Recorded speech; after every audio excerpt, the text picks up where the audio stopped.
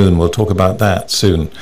Before that, 5 former members of the now-banned opposition Cambodia National Rescue Party were yesterday found guilty of breaking election campaign rules. They were fined about $2,500. What had they done? Well, they held up their clean index fingers, posing for photographs.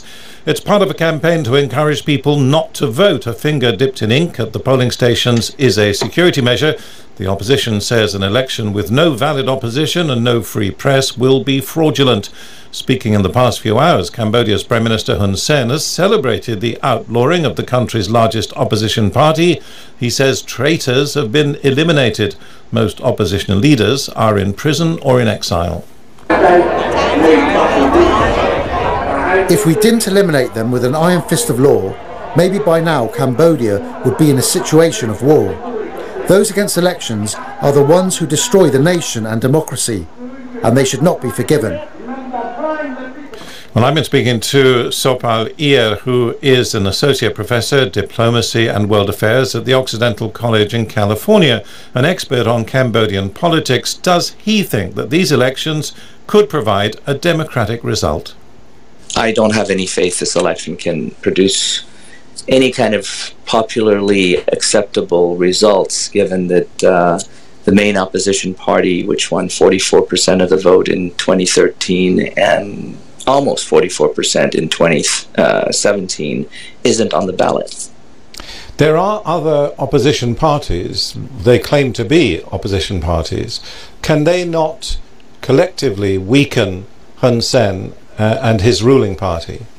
Well, it's true there are 19 other parties aside from the ruling party on the ballot, but most of them are firefly parties. They've appeared since January and will disappear after the election.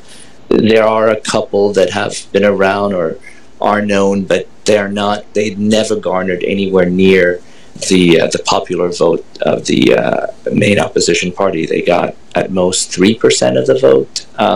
So it's certainly the typical strategy of the ruling party to divide and conquer, and in this case divide into 19, but then also remove the main course, which would be the opposition Cambodian National Rescue Party as a choice.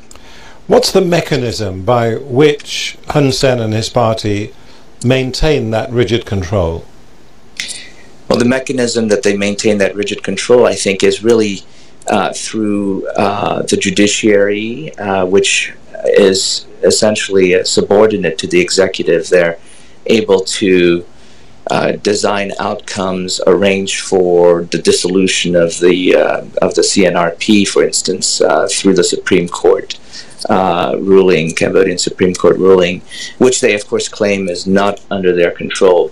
Aside from that, they've got the National Assembly and the Senate under their control, and so all laws can be created at will to suit their needs. Other countries have taken very little interest, apart from China, of course, but it seems that people don't see a damaged democracy in Cambodia as a threat to the region. Well, I think that if they look at Vietnam and Laos and even the course that Myanmar has taken, they probably see that there are other countries that have other problems that suggest that why should we care about Cambodia at this particular juncture? And it's true. I mean, look, if we were being completely consistent in saying, why does Cambodia matter more than, say, the fact that Vietnam hasn't had democracy since really modern times, it would be easy to simply throw our hands up and do that. But I think that given that Cambodia came out of 25 years of essentially Western liberal sort of influence following the United Nations Transitional Authority in Cambodia, peacekeeping mission in 1992, 1993, there's a lot invested in Cambodia's democracy, as imperfect as it has been in the last quarter century, to simply say, we should give up and ignore this egregious situation in Cambodia and say that other countries have more problems. That's up to you. That's up to anyone to say. But I would implore that there's a lot at stake in Cambodia, and it is frankly the one country, if you think about it, in the Indo-Pacific, if Trump is pushing that strategy, that is a case study, a test case for Chinese influence. So if you want to stop Chinese influence or the Chinese model of governance, you might want to look to Cambodia to stop it. Is there an internal resistance? The opposition is, at least at the leadership level, either in exile or in jail. What about the people who would support Sam Rainsy and Kem Sokha if they could? What are they doing? Well, I think they're having a very difficult time even communicating among themselves. The level of surveillance state that now exists in Cambodia is manifolds more difficult to deal with than in the past.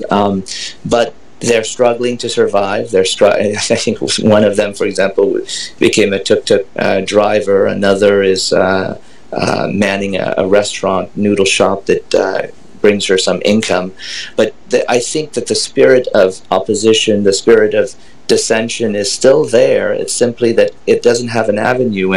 And with the maneuvers of the ruling party to cut off dissent in the media, with the closure of the Cambodia Daily and the capture of the Phnom Penh Post, and what remains essentially are mouthpieces of the government, there are fewer, certainly, sources of information. So it's very difficult for people to have avenues to express their disenchantment with the way things are going in Cambodia. But I would say they're underneath the surface. They may not stick their heads out at the moment, but they're there.